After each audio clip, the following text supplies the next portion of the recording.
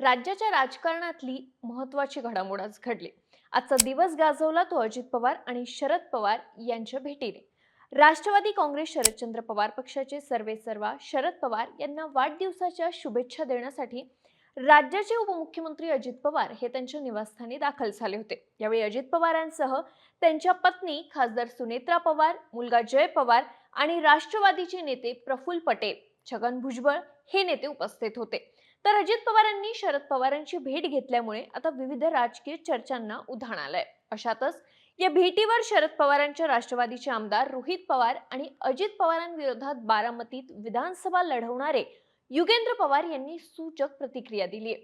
अजित पवारांनी शरद पवारांची भेट घेतल्यानंतर माध्यमांशी संवाद साधताना युगेंद्र पवार म्हणाले, आमच्या कुटुंबाने नेहमीच कौटुंबिक संबंध आणि राजकारण हे वेगळं ठेवलंय.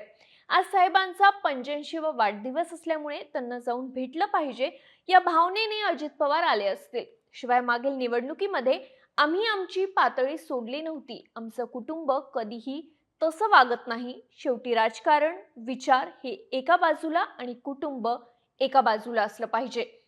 आता विचार वेगळे झाले असले तरीही कुटुंब एकत्र आलं पाहिजे. त्याच्यासाठी प्रयत्न केलं पाहिजे असं युगेंद्र पवार म्हणाले. तसंच आजची भेट ही पूर्णपणे कौटुंबिक आहे, बाकी काहीही नाही असंही त्यांनी यावेळी बोलताना स्पष्ट केलं. दरम्यान पूर्वीपासूनच आमच्या कुटुंबातील प्रत्येक कार्यक्रमाला, समारंभाला, वाढदिवसाला एकत्रित येत होतं. आताही एकत्रित येत आहेत असं सांगितलं. यावर पत्रकारांनी यावर्षी तुम्ही दिवाळी पाडवा वेगवेगळा साजरा केला असं विचारताच ते म्हणाले, निवडणुका आणि दिवाळी पाडवा एकत्र आल्यामुळे पाडवा वेगळा घ्यायचा निर्णय त्यांनी घेतला असेल.